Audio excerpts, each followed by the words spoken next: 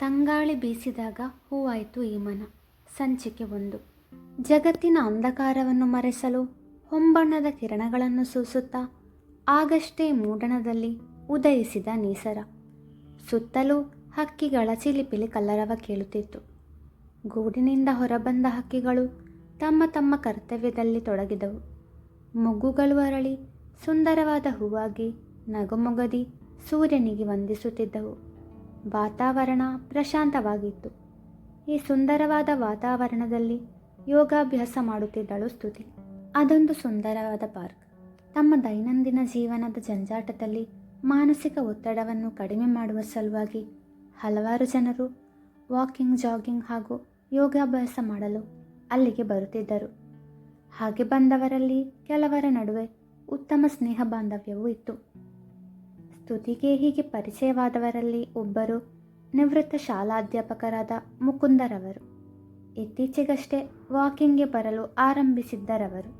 ಬಂದ ಕೆಲ ದಿನಗಳಲ್ಲೇ ಸ್ತುತಿಯ ಪರಿಚಯವಾಗಿತ್ತು. ತನ್ನ ಯೋಗಾಭ್ಯಾಸ ಮುಗಿಸಿದವಳೆ ಕಲ್ಲು ಬೆಂಚಿನಲ್ಲಿ ಕುಳಿತಿರುವ ಮುಕುಂದರವರ ಸನಿಹ ಕುಳಿತಳು. Good morning uncle. ಸುಂದರ ನಗು ಬೀರಿ ನುಡಿದವಳೆ ಇವತ್ತು ವಾಕಿಂಗ್ ಬೇಗ ಮುಗಿಸಿರೋ ಹಾಗಿದೆ ಎಂದು ಕೇಳಿದಳು. ನಿತ್ಯವೂ ಅವಳು ಯೋಗಾಭ್ಯಾಸ ಮುಗಿಸಿ ಬಂದ 10 ನಿಮಿಷಗಳ ತರುವಾಯ ಮುಕುಂದರವರು ವಾಕಿಂಗ್ ಮುಗಿಸಿ ಬರುತ್ತಿದ್ದರು. ಆದರೆ ಇಂದು ಅವಳು ಬರುವ ಮೊದಲೇ ಬಂದಿದ್ದಾರಲ್ಲ, ಅವರಿಗೆ ಇಂದು ಬೇಗ ಆಯಾಸವಾಯಿತೆ ಎಂಬ ಅನುಮಾನದಿಂದ ಕೇಳಿದ್ದಳು. ಗುಡ್ ಮಾರ್ನಿಂಗ್ ಪುಟ್ಟ, ಸ್ವಲ್ಪ ಮಂಡಿ ನೋವು, ಅದಕ್ಕೆ ಬೇಗ ವಾಕಿಂಗ್ ಮುಗಿಸಿದೆ. ಸರಿ, ನಾನು ಸ್ವಲ್ಪ ಹೊತ್ತು ಇದ್ದು ಮನೆಗೆ ಹೋಗ್ತೀನಿ. ನಿಮಗೆ ಕಾಲೇಜಿಗೆ ತಡವಾಗಬಹುದು, ನೀನು ಹೊರಡು ಎಂದವರಿಗೆ ಸರಿ ಅಂಕಲ್, ನೀವು ಸ್ವಲ್ಪ ಹೊತ್ತು ಇದ್ದು ಸುಧಾರಿಸಿಕೊಂಡು ಆಮೇಲೆ ಮನೆಗೆ ಹೋಗಿ ಎಂದು ತನ್ನ ಬ್ಯಾಗಿನಲ್ಲಿದ್ದ ನೀರಿನ ಬಾಟಲಿಯಿಂದ ಸ್ವಲ್ಪ ನೀರು ಕುಡಿದವಳು ನೀರಿನ ಬಾಟಲಿಯನ್ನು ಅವರ ಕೈಯಲ್ಲಿಟ್ಟು ನೀರು ಕುಡಿಯಿರಿ, ನಾನು ಮನೆಗೆ ಹೋಗ್ತೀನಿ, ಬಾಯ್ ಎಂದವಳೆ ಅವರಿಗೆ ಕೈ ಬೀಸಿ ಚಂದದ ನಗು ಬೀರಿದವಳು ತನ್ನ ಮನೆಯತ್ತ ಹೆಜ್ಜೆ ಹಾಕಿದಳು. 10 ನಿಮಿಷ ನಡೆದವಳು ತನ್ನ ಮನೆಯ ಗೇಟಿನ ಮುಂದಿದ್ದಳು. ಗೇಟ್ ತೆರೆದು ಒಳಗೆ ಹೋದಾಗ ಹೂದೋಟದಲ್ಲಿದ್ದ ಚೇರ್ನಲ್ಲಿ ಕುಳಿತು ವಾರ್ತಾಪತ್ರಿಕೆ ಓದುತ್ತಿದ್ದರು ಅವಳ ತಂದೆ ಗೋಪಿನಾಥ್ರವರು. ಗುಡ್ ಮಾರ್ನಿಂಗ್ ಪಪ್ಪ ಎಂದವಳೆ ಅವರನ್ನು ಲಘುವಾಗಿ ಆಲಂಗಿಸಿದಳು. ವೆರಿ ಗುಡ್ ಮಾರ್ನಿಂಗ್ ಮಗಳೇ ಎಂದವರೇ ಮಗಳ ಕಡೆಗೆ ಹೆಮ್ಮೆಯಿಂದ ನುಡಿದರು. ಅವರ ಮಕ್ಕಳಲ್ಲಿ ಎರಡನೆಯವಳು ಸ್ತುತಿ. ಅವರು ಹಾಕಿದ ಗೆರೆಯನ್ನು ದಾಟುವುದಿಲ್ಲ ಅವಳು. ಗೋಪಿನಾಥ್ರವರು ಒಬ್ಬ CA. ತಮ್ಮ ಸಂಸ್ಥೆಯನ್ನು ಮುಂದೆ ತಮ್ಮ ಮಕ್ಕಳು ನೋಡಿಕೊಳ್ಳಬೇಕು ಎಂಬ ಇಚ್ಛೆ ಅವರದು. ಆದರೆ ಹಿರಿಯ ಮಗಳು ಅವರ ಇಚ್ಛೆಯನ್ನು ಪೂರ್ತಿಗೊಳಿಸಲಾರಳು. ಈಗ ಅವರ ಎಲ್ಲ ನಿರೀಕ್ಷೆ ಸ್ತುತಿಯ ಮೇಲಿದೆ. ಅವಳು ತಮ್ಮ ಕನಸನ್ನು ಖಂಡಿತ ನನಸಾಗಿಸುತ್ತಾಳೆ ಎಂಬ ನಂಬಿಕೆ ಅವರಿಗಿದೆ. ಮಗಳೇ, ಇನ್ನು ಕೆಲವೇ ತಿಂಗಳಲ್ಲಿ ನಿನ್ನ BCom ಪೂರ್ತಿಯಾಗುತ್ತೆ. ಆಮೇಲೆ ನೀನು CA ಅತ್ತ ನಿನ್ನ ಪೂರ್ತಿ ಗಮನ ಹರಿಸಬೇಕು ಎಂದರು ಅವಳ ತಲೆ ನೇವರಿಸುತ್ತಾ. ಖಂಡಿತ ಪಪ್ಪ, ನಿಮ್ಮ ಆಸೆಯಂತೆ ನಾನು CA ಆಗೇ ಆಗ್ತೇನೆ ಎಂದು ಆತ್ಮವಿಶ್ವಾಸದಿಂದ ನುಡಿದವಳು. 3 ವರ್ಷ ನನ್ನ ಇಷ್ಟದಂತೆ ನನಗೆ ಕಾಲೇಜ್ ಲೈಫ್ ಎಂಜಾಯ್ ಮಾಡಲು ಅನುಮತಿ ನೀಡಿದ್ರಲ್ಲ, ಅದಕ್ಕೆ ಥ್ಯಾಂಕ್ಸ್ ಪಪ್ಪ ಎಂದು ಸಂತಸದಿಂದ ನುಡಿದಳು. ಸರಿ, ಹೋಗಿ ಫ್ರೆಶ್ ಆಗಿ ತಿಂಡಿ ತಿನ್ನು, ಕಾಲೇಜ್ಗೆ ಟೈಮ್ ಆಯಿತು ಎಂದವರು ಅವಳ ಜೊತೆ ಮನೆಯೊಳಗೆ ಬಂದರು. ಸ್ತುತಿ ತನ್ನ ಕೋಣೆಗೆ ಹೋದರೆ ಗೋಪಿನಾಥ್ರವರು ಆಶಾ ಕಾಫಿ ಎಂದು ಮಡದಿಯನ್ನು ಕೂಗಿದವರೇ ಸೋಫಾದಲ್ಲಿ ಕುಳಿತರು. ಬಂದೇರಿ ಎಂದವರೇ ಹಬೆಯಾಡುವ ಕಾಫಿ ತಂದವರು ರೀ ಕಾಫಿ ಎನ್ನುತ್ತಾ ಕಾಫಿ ಕಪ್ ಅವರ ಕೈಗಿಟ್ಟರು. ತಮ್ಮ ಕನ್ನಡಕವನ್ನು ಟೀಪಾಯ್ ಮೇಲಿಟ್ಟ ಗೋಪಿನಾಥ್ರವರು ಕಾಫಿ ಹೀರುತ್ತಲೇ ನಿನ್ನ ಮಗಳಿಗಿನ್ನು ಬೆಳಗಾಗಿಲ್ವಾ ಎಂದು ಕೇಳಿದರು. ರೀ, ನಮ್ಮ ಮಗಳು ಅಂತ ಹೇಳಿ ಅವರ ಮಾತನ್ನು ತಿದ್ದಿದವರು ಖ್ಯಾತಿ ಎದ್ದು ಅದಾಗಲೇ ಇಂಟರ್ವ್ಯೂಗೆ ಹೋಗೋಕ್ಕೆ ರೆಡಿಯಾಗ್ತಿದ್ದಾಳೆ ಎಂದರು. ಎಷ್ಟು ಸುಳ್ಳು ಹೇಳ್ತೀಯ ಆಶಾ ನೀನು, ಅವಳು ಇಷ್ಟು ಬೇಗ ರೆಡಿಯಾಗೋದಾ ಎಂದು ಮುಖ ಸಿಂಡರಿಸಿದವರೇ ಡಿಗ್ರಿ ಕಂಪ್ಲೀಟ್ ಮಾಡಿ 3 ವರ್ಷ ಆಯಿತು.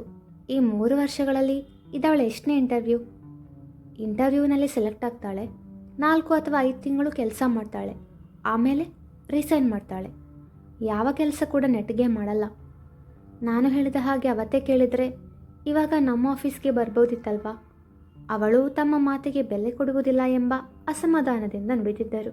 ರೀ, ಪಾಪ ಮಗು, ಅವಳಿಗೆ ಹೇಗೆ ಇಷ್ಟನೋ ಹಾಗೆ ಇರಲಿ ಬಿಡಿ ಎಂದು ಸಮಾಧಾನದಿಂದ ನುಡಿದವರು ನೀವು ಬೇಗ ರೆಡಿಯಾಗಿ ಬನ್ನಿ, ಆಮೇಲೆ ಎಲ್ಲರೂ ಒಟ್ಟಿಗೆ ಕೂತು ತಿಂಡಿ ತಿನ್ನೋಣ. ನಾನು ಅಪ್ಪ ಅಮ್ಮನನ್ನು ಕರ್ಕೊಂಡು ಬರ್ತೀನಿ. ಎಂದವರೇ ತಮ್ಮ ತಂದೆ ತಾಯಿಯ ಕೋಣೆಯತ್ತ ಹೆಜ್ಜೆ ಹಾಕಿದರು. ಗೋಪಿನಾಥ್ರವರ ಬಾಲ್ಯದಲ್ಲೇ ಅವರ ತಂದೆ ಅನಾರೋಗ್ಯದಿಂದ ಇಹಲೋಕ ತ್ಯಜಿಸಿದ್ದರು. ಅವರ ತಾಯಿ ಕಷ್ಟಪಟ್ಟು ಅವರನ್ನು ಓದಿಸಿದ್ದರು. ಅವರು CA ಪೂರ್ತಿಗೊಳಿಸಿದ ಖುಷಿಯನ್ನು ತನ್ನ ತಾಯಿಯ ಬಳಿ ಹೇಳಬೇಕೆಂದು ಬಂದಾಗ ಅವರದಾಗಲೇ ಕೊನೆಯುಸಿರೆಳೆದಿದ್ದರು. ಗೋಪಿನಾಥ್ರವರಿಗೆ ಬಂಧು ಬಳಗ ಯಾರೂ ಇರಲಿಲ್ಲ. ದೂರದ ಸಂಬಂಧಿಗಳು ಅವರು ಬಡವರೆಂದು ಮೊದಲಿನಿಂದಲೇ ಅವರನ್ನು ದೂರವಿಟ್ಟಿದ್ದರು. ಮಾನವ ಸಂಬಂಧಗಳಿಗಿಂತ ಮೌಲ್ಯಗಳಿಗಿಂತ ಹೆಚ್ಚು ಬೆಲೆ ಜೀವವಿಲ್ಲದ ಕಾಗದದ ತುಣುಕಾದ ಹಣಕ್ಕಿದೆ ಎಂಬುದನ್ನು ತಮ್ಮ 15ನೇ ವಯಸ್ಸಿನಲ್ಲೇ ಅರಿತಿದ್ದರು. ಆದುದರಿಂದಲೇ ಅಂದು ಯಾರಿಗಾಗಿಯೂ ಕಾಯದೆ ತಮ್ಮ ನೆರೆಕೆರೆಯವರ ಸಹಾಯದಿಂದ ತಾಯಿಯ ಶವ ಸಂಸ್ಕಾರವನ್ನು ಮುಗಿಸಿದರು. ಜೀವನದಲ್ಲಿ ಅವರಿಗೆ ಅನುಭವವೇ ಗುರು. ಅವರು ತಮ್ಮ ಜೀವನದಲ್ಲಿ ಕುಗ್ಗಲಿಲ್ಲ. ತಾಯಿಯನ್ನು ಅಗಲಿದ ದುಃಖವಿದ್ದರೂ ಎಲ್ಲವನ್ನೂ ಸಹಿಸಿಕೊಂಡು ಮುಂದೆ ಬಂದರು. ಅವರು ಹೆಚ್ಚು ಭಾವನೆಗಳಲ್ಲಿ ಕಳೆದು ಹೋಗುವವರಲ್ಲ. ಭಾವನೆಗಳು ಮನುಷ್ಯನನ್ನು ದುರ್ಬಲನನ್ನಾಗಿ ಮಾಡುತ್ತದೆ ಎಂದರಿತವರು ವಾಸ್ತವವನ್ನು ಸ್ವೀಕರಿಸಿ ಬದುಕುವವರು. ಅಂದಿನ ಕಾಲದಲ್ಲಿ ಹೆಚ್ಚು CA ಸಂಸ್ಥೆಗಳಿರಲಿಲ್ಲ. ಅಂದು CA ಸಂಸ್ಥೆ ಹೊಂದಿದವರಲ್ಲಿ ಒಬ್ಬರು ಲಕ್ಷ್ಮೀಕಾಂತರವರು. ಅವರ ಸಂಸ್ಥೆಯಲ್ಲೇ ಗೋಪಿನಾಥ್ರವರಿಗೆ ಉದ್ಯೋಗ ದೊರಕಿತು. ಗೋಪಿನಾಥ್ರವರ ಗುಣ, ಕೆಲಸದಲ್ಲಿರುವ ಅವರ ಶ್ರದ್ಧೆ ಲಕ್ಷ್ಮೀಕಾಂತರವರಿಗೆ ಮೆಚ್ಚುಗೆಯಾಯಿತು. ಅವರು ಗೋಪಿನಾಥ್ರವರನ್ನು ತಮ್ಮ ಏಕೈಕ ಪುತ್ರಿಯ ಜೊತೆ ವಿವಾಹ ಮಾಡಿಸಿದರು. ವಿವಾಹದ ನಂತರ ಗೋಪಿನಾಥ್ರವರಿಗೆ ಮಡದಿಯ ಜೊತೆ ಅವರ ತವರಲ್ಲೇ ಇರುವಂತಾಯಿತು. ಲಕ್ಷ್ಮೀಕಾಂತರವರನ್ನು ಹಾಗೂ ಅವರ ಮಡದಿ ಪದ್ಮಾವತಿಯವರನ್ನು ತಮ್ಮ ತಂದೆ ತಾಯಿಯರಂತೆ ಆದರಿಸುತ್ತಿದ್ದವರವರು. ಕೆಲ ವರ್ಷಗಳ ಹಿಂದೆಯಷ್ಟೇ ಲಕ್ಷ್ಮೀಕಾಂತರವರು ತಮ್ಮ ಸಂಸ್ಥೆಯ ಪೂರ್ತಿ ಜವಾಬ್ದಾರಿಯನ್ನು ಗೋಪಿನಾಥ್ರವರಿಗೆ ವಹಿಸಿ ತಾವು ವಿಶ್ರಾಂತಿ ಪಡೆದರು.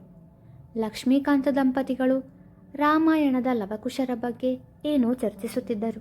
ಅಪ್ಪ ಅಮ್ಮ ಎಂಬ ಆಶಾರವರ ಕರೆಗೆ ಅವರತ್ತ ನೋಡಿದವರೇ ಬಾಮ ಎಂದು ಅವರನ್ನು ತಮ್ಮ ಬಳಿಗೆ ಕರೆದರು. ಮೊದಲಿಬ್ಬರು ತಿಂಡಿ ತಿನ್ನುವಿರಂತೆ, ಆಮೇಲೆ ನಿಮ್ಮ ಲವಕುಶರ ಬಗ್ಗೆ ಚರ್ಚೆ ನಡೆಸಿರಿ ಎಂದರು. ದಂಪತಿಗಳಿಬ್ಬರಿಗೂ BP ಇದೆ.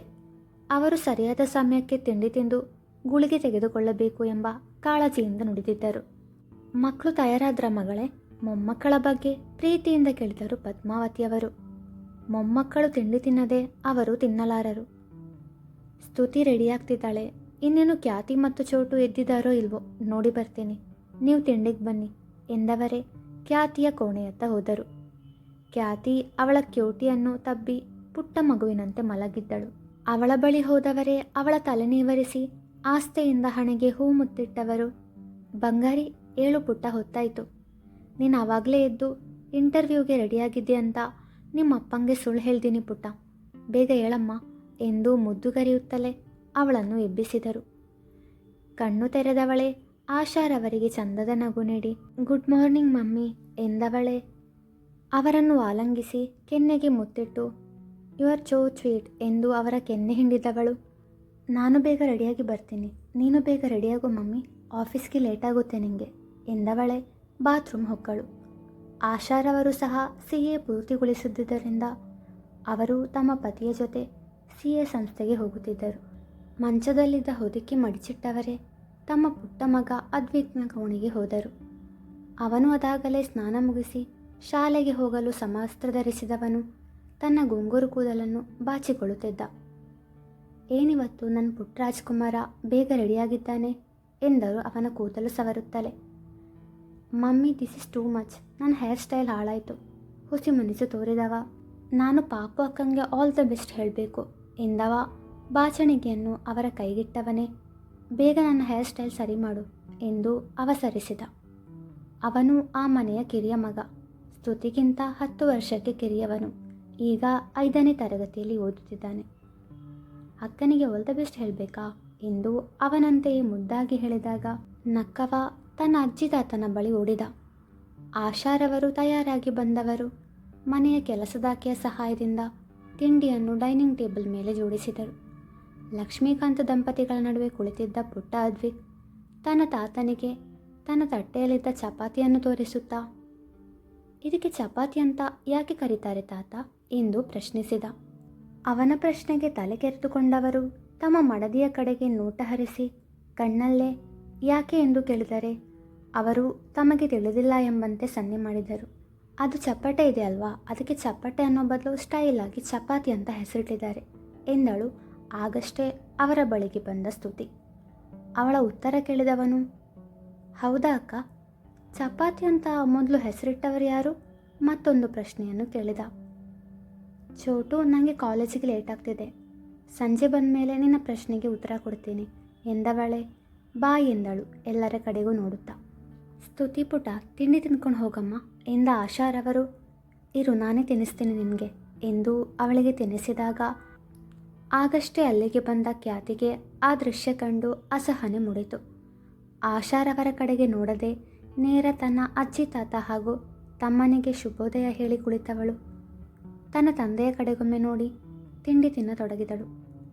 ಅವಳ ಮನಸ್ಥಿತಿ ಅರಿತ ಆಶಾರವರು, ಬಂಗಾರಿ ನಿಂಗೂ ತಿನ್ನಿಸ್ಲಾ ಎಂದು ಮೃದುವಾಗಿ ಕೇಳಿದಾಗ, ನೋ, ನನಗೆ ಅವಳ ಎಂಜಿಲು ಬೇಡ, ನಾನೆಂದಿಗೂ ಯಾರ ಸೆಕೆಂಡ್ ಆಪ್ಷನ್ ಆಗಲು ಇಷ್ಟಪಡುವುದಿಲ್ಲ.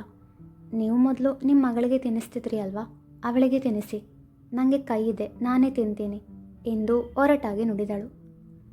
ಸ್ವಲ್ಪ ಹೊತ್ತಿಗೂ ಮೊದಲು ತನ್ನ ಜೊತೆ ನಗು ನಗುತ್ತಾ ಮುದ್ದಾಗಿ ಮಾತನಾಡುತ್ತಿದ್ದವಳ ಈ ವರ್ತನೆ ಅವರಿಗೆ ನೋವುಂಟು ಮಾಡಿತು. ಸ್ತುತಿ, ಬೇಗ ತಿಂದು ಹೊರಡು ಎಂದವರೇ ತಮ್ಮ ಪತಿಯ ಬಳಿ ಮೌನವಾಗಿ ಕುಳಿತರು.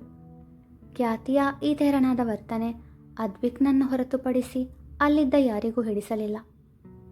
ಖ್ಯಾತಿ, ಮಾತಾಡುವಾಗ ಯಾರ ಹತ್ರ ಮಾತಾಡ್ತಿದ್ಯಾ ಅಂತ ಗಮನವಿದ್ದರೆ ಒಳ್ಳೆಯದು ಎಂದು ಗಂಭೀರವಾಗಿ ನುಡಿದರು ಗೋಪಿನಾಥ್ರವರು. ಮಡದಿಗೆ ನೋವು ಕೊಟ್ಟಿದ್ದವಳ ಕಡೆಗೆ ಅಸಮಾಧಾನ ಮೂಡಿತ್ತು ಅವರಿಗೆ. ನಾನು ಸರಿಯಾಗಿ ಮಾತನಾಡಿದ್ದೀನಿ ಎಂದವಳೆ ತನ್ನ ಅಜ್ಜಿ ತಾತನ ಕಡೆಗೆ ನೋಡಿ, ಇದೆಲ್ಲ ನಿಮ್ಮಿಂದಲೇ ಎಂದು ಮುಖ ತಿರುಗಿಸಿದಳು. ಲಕ್ಷ್ಮೀಕಾಂತ ದಂಪತಿಗಳು ತಾವು ಮಾಡಿದ ತಪ್ಪಾದರೂ ಏನು ಎಂಬಂತೆ ಮುಖ ನೋಡಿಕೊಂಡರು. ಮುಂದುವರಿಯುವುದು